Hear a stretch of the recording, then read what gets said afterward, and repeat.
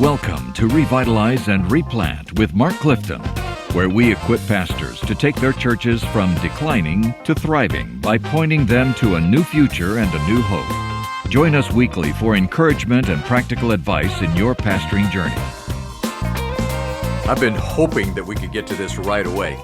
You know, we only do this podcast, twice a week now? Is it Tuesdays and Thursdays? Tuesdays and Thursdays. Mm-hmm. And sometimes I think, man, I wish we were doing more.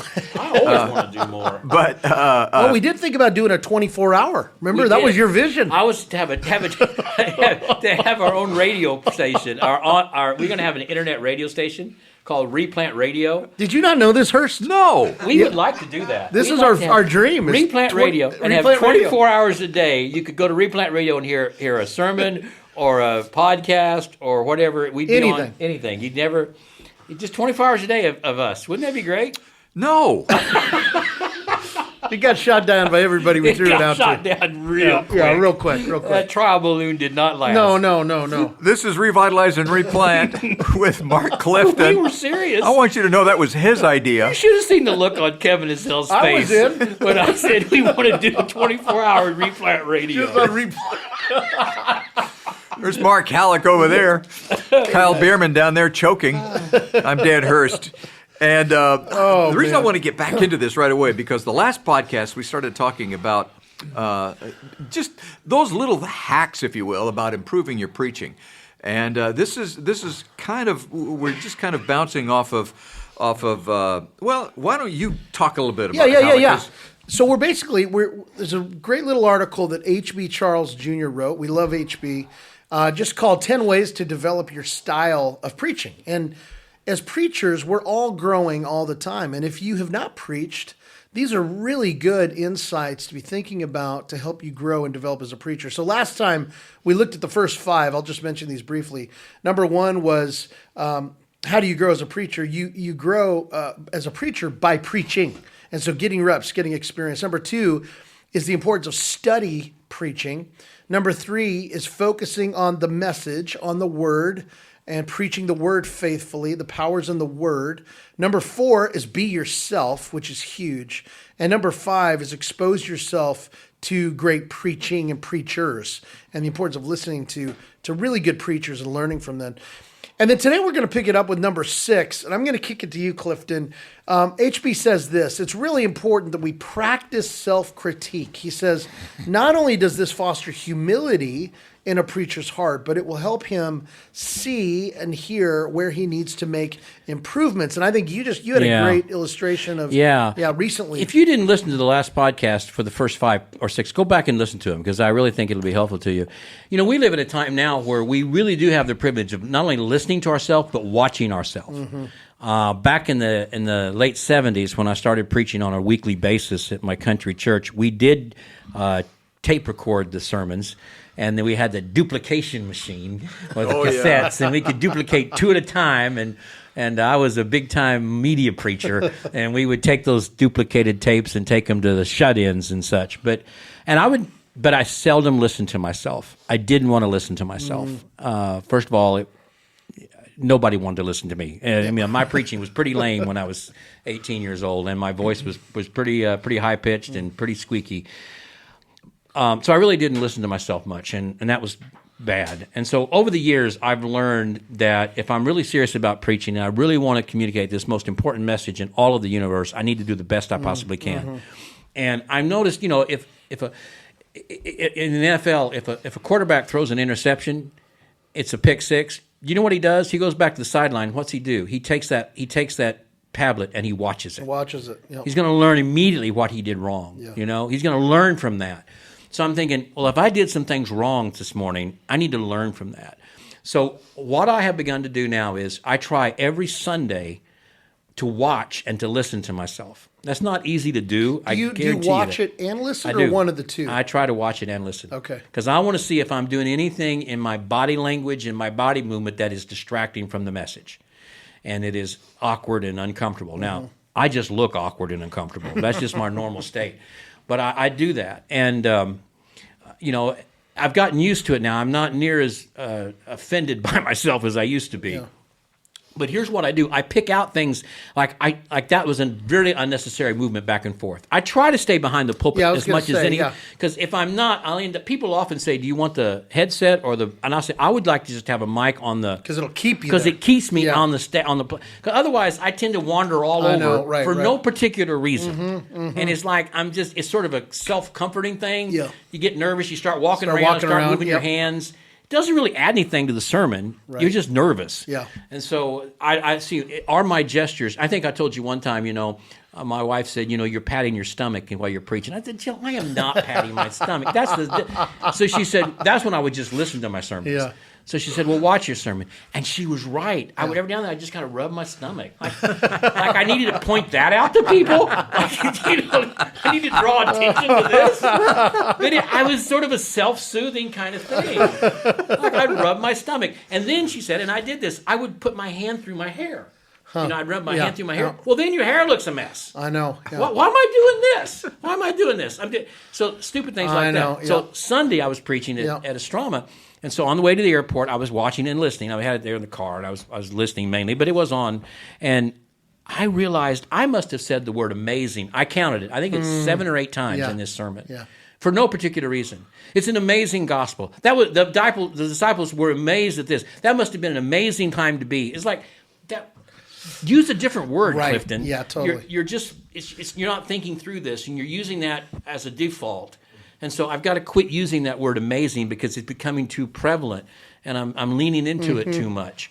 So those kinds of things really good. Are really important. And so watching yourself, listening to yourself, and then not only that, but obviously asking people to autopsy your sermon. Okay, that's the next one. Okay. So let's go right into it. So if number 6 is practice self-critique, number 7 is get healthy feedback. Yeah. He says solicit the input of individuals that are mature in the faith, and those who love you, and ask them to give you feedback in your sermons. And this can be a scary thing, right? Oh, terrifying. Yeah. And you want to know, and so when I was at Warren, I'd ask my elders to do an autopsy on my messages, and at first they didn't they didn't want to do that, but then they got really good at it and became quite proficient at it, and seemed to kind of enjoy it, to be frank about it.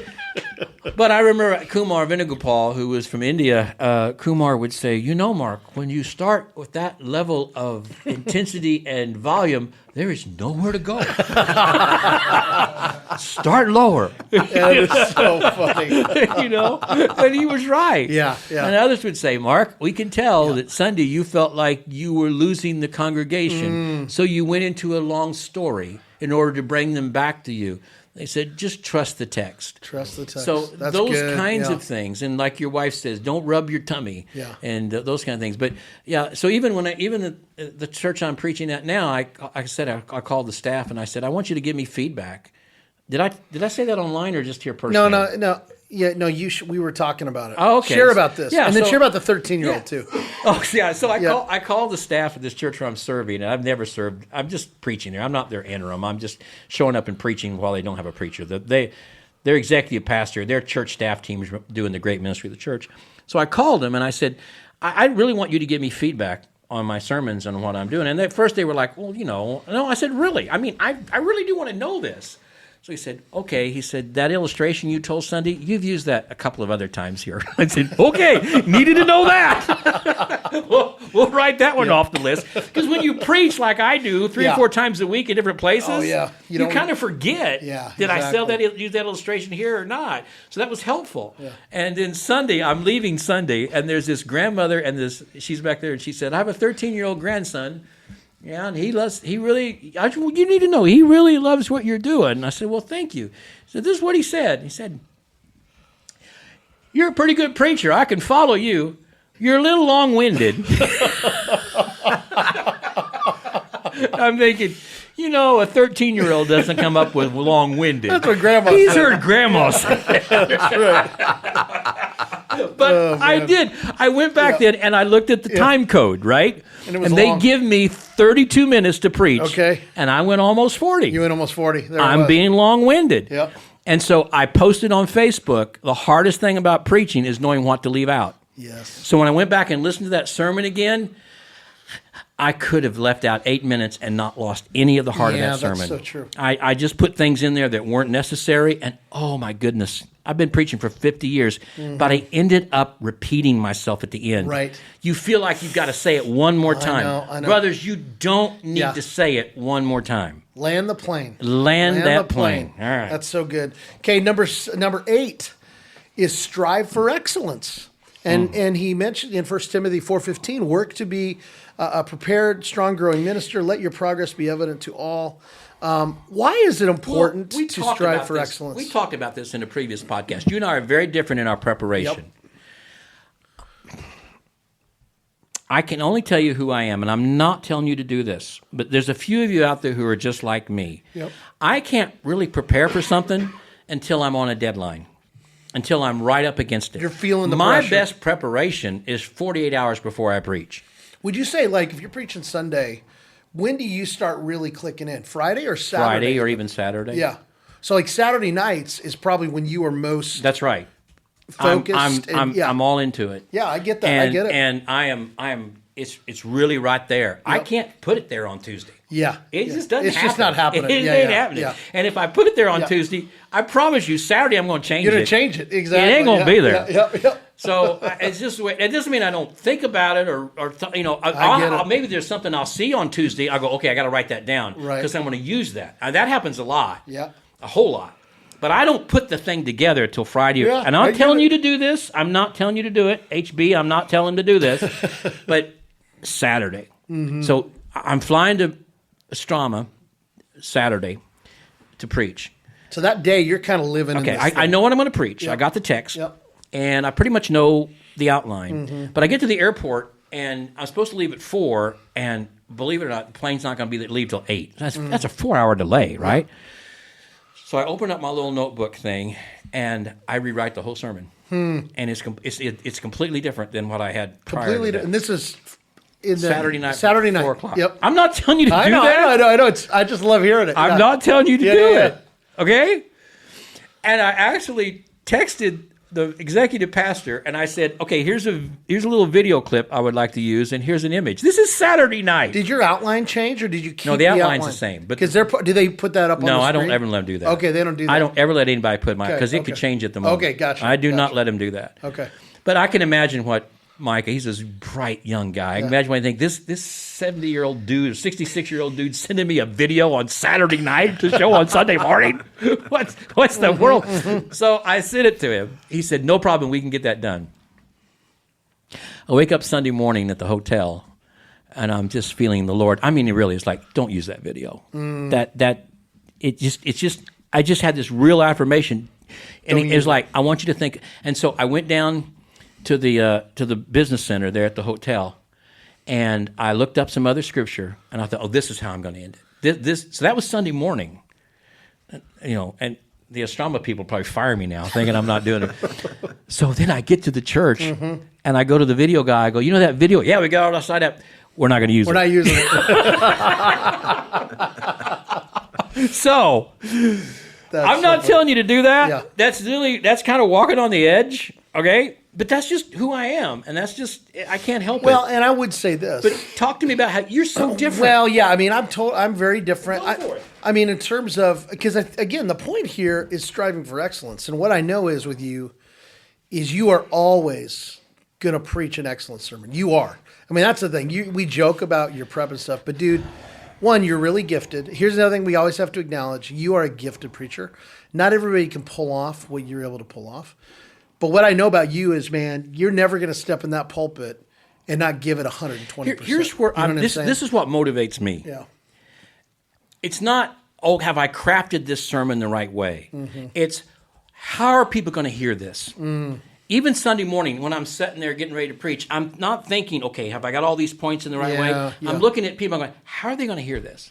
How's this going to affect them? Yep. I want them to get something from this, and if the video, that's not going to work. It may have been a great organization, it may have looked good, but I can just tell this is not the way I really feel like the Lord wants me to leave them with this text. So my passion and motivation is, how are they going to hear it?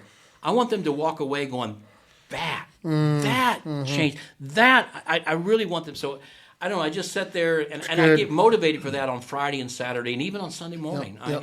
It's important for me on Sunday morning to get that sense. So it's very different. It's great. Well, I mean, I don't need to go through my whole process for the sake of time, but I'm probably more. Here the biggest difference between us, I would say this though, as the week goes.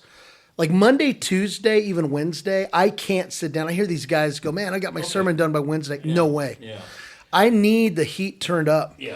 What I will say is I'm wrestling with the text. I'm probably reading a few commentaries. I'm doing this kind of stuff earlier in the week, moving toward. Now, but one of the big differences, I do manuscript. Yeah, you do. My sermons. So that's a lot of work. I mean, that's like writing, a 12 to 14 page paper every week. Mm-hmm. Now, again, for me, partly is that's how my mind works. Right. I want to be clear. I don't do as well off the cuff as you do. I mean, you're off the cuff. Think about it. And I've often felt guilty about this. Yeah. And I wonder, am I just lazy? And certainly there is a part of that in my caliber, no doubt. But I create it on the moment. Mm-hmm. I can't create it 2 days before. Yeah. If I create it 2 days before, when I get up on Sunday and I preach it, I'm going to create something different. I have the outline. I know how I'm beginning. I know how I'm ending. I know what I want to say. Yeah. But how it actually comes out. But let me ask this though. What I know is, because you're an expositor, you preach the word. What's not going to change is your exegesis. Exactly. That doesn't change. It doesn't change. What changes is maybe the way you deliver it. The emphasis is what I'm going to... Because Sunday I preached on the Gadarene demoniac, all right? Mm-hmm. And I know it's Christmas, but that's a whole other story. But it fit.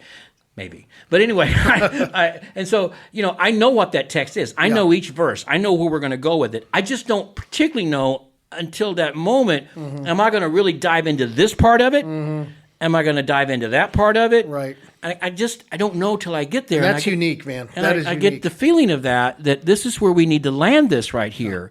And so it's just different. No, and praise God. I mean, this goes back to what we were saying, I think, last podcast, is you've got to be you. Yeah. I think the point that HB is saying is be you, but don't be a lazy preacher. No. Strive for excellence. Work hard. This is the word of God. You are feeding the people of God. This is stuff to take seriously. And so before the Lord, what does that look like to do the best you can for his glory? Well, I think it's important for us to know, because I know you've said it before, but not everybody's heard it. Yep. You not only manuscript your sermon, you preach it. Yes. Talk to him about that. Yeah.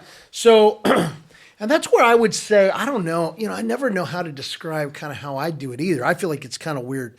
But I manuscript my sermon, but then I spend, I've said this before, and this is true. This may sound insane to you, but once I print my sermon off, I still have 5 more hours of prep before I preach, because I don't want to read a manuscript. And yet at the same time, I'm not a no notes guy. I actually want notes because I want to say certain things in a certain way, right? And so there are certain sentences. I also, to be honest, it's one of the pluses of manuscripting, I know I won't be repeating myself. Mm-hmm. I know That's won't. True. I avoid that. Those are one of the pluses. No, that's Does that make a huge sense? plus, because I can repeat myself, especially as I get older. Yeah. That's one of the pluses of it. It protects you in that way. That's a good word. At the same time, I want to preach. You want to be free. I want to be free. Yeah. And the only way I know how to be free is if I eat and chew on that sermon a lot, mark it up and cut some stuff out. Because here, and I've said this before, I preach a 40-minute sermon on average. I prepare for 30 minutes.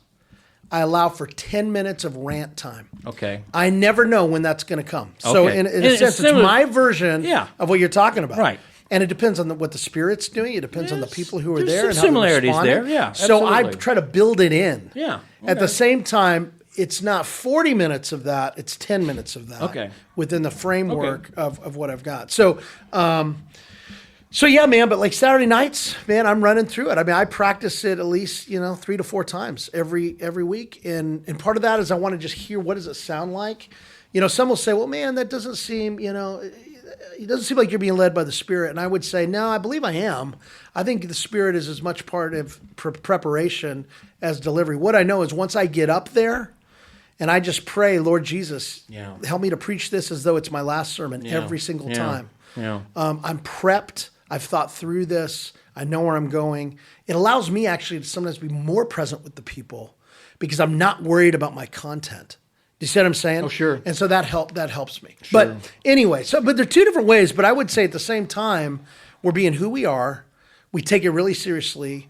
I feel like before the Lord with integrity, I can't honestly say I've ever preached a sermon that I couldn't stand before the Lord and say, God, I really gave it my all. You know, what to I me, mean? one of the most important moments is before I preach, just praying. Just as I'm Oh, sitting my there on that gosh, front yeah. pew going, Lord, if you don't speak, That's right. there's no reason for me to do this. No, that's right. None whatsoever. That's right. Do you remember the story? We don't have time now. I remember the story that our friend out in Phoenix told us about his first preaching. Anyway, he's this young kid, and he preached, and I guess the sermon was just unbelievable. Mm-hmm. It was just like his first sermon publicly, and it was just, it was, people couldn't believe it. This it was kid's the greatest. so gifted, yeah. And he said, I began to think I was really gifted. Mm-hmm. He said, my next sermon was like nothing. Yeah. And he said, I did not preach for a long time. He said, I had to deal with the pride that came from that and all of that. I've never forgotten that. Yeah. And pride so can true. really impact you. That's right. That's true. And, I think I go back and look at my early sermons and how poor I preached. It's a good thing I didn't preach well because I would have become very prideful. I mean, That's right.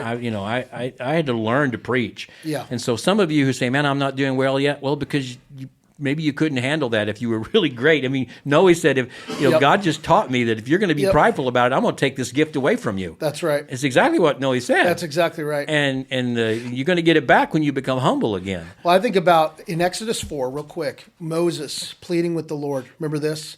Lord, I'm not very good with words. Mm-hmm. And I think this can go to one of two ways. It can go to encourage you if you don't believe, if you struggle with speaking, but it humbles those of us who might be too confident. The Lord says, ask Moses, who makes a person's mouth? Mm-hmm. Who decides whether people speak or do not speak, hear or do not hear, see or do not see? Is it not I, the Lord? And he says, now go, I will be with you as you speak, and I will instruct you in what to say. Mm-hmm. And I think of that as being a posture of, Lord, may that be true of me today. That's right. Two more real quick, and then we'll be done. Number 9 is be patient. You're a work in progress, right? Like I said, 50 years. People. Yep. I mean, I've been preaching for 50 years. Yep, right? That's a long time. And then number 10, I love this. Don't worry about it. He says, hopefully you'll strive to be faithful to the word and prayerfully dependent on the Spirit. But in the end, it's not really about you, but it's about the one in whom you represent. And his Jesus. word never goes out and comes back void. Yes. So Amen. don't worry about that either. So strive to be a better preacher. Do these things. We'll put this in the show notes. And just looking at Mark and I, there are so many different ways God uses us and gifted us. Right. And find out what your voice is that God's gifted you, and be confident and be comfortable in that. Mm-hmm. Or you could do it the way I do it. Say, Lord, you make them hear what you want them to hear, and I don't care about it. I just whatever. I can say whatever. It's his fault. Of course, what I always say at the conclusion of my sermon, my little benediction. Martin Lloyd-Jones had a great benediction. In fact, I actually use his. I actually printed it off, and a lot of times I'll use his benediction. It's a wonderful benediction, But my benediction is basically, but then again, what do I know? That's kind of how I end most of my sermons. All right, that wraps it up. I hope this has been helpful for you. This has been a lot of meat in what we've talked about here. And it's a way of encouraging you and helping you to become better at what you do, but more importantly, allowing the Lord to work in you to become better at what He does. So let's just keep working at it. Let's just keep trusting the Lord to make us better pastors, better preachers, better leaders in our churches, and grow the church for His kingdom. We'll talk to you next time, and until then, keep preaching. Thanks for joining us today on Revitalize and Replant. This podcast is brought to you by the North American Mission Board, where we help dying or struggling churches regain health for the glory of God and the good of their communities. If you found this conversation helpful, don't forget to subscribe to the podcast on your favorite platform. To learn more about becoming a replanting pastor or to explore resources about revitalization for your own church, visit churchreplanters.com.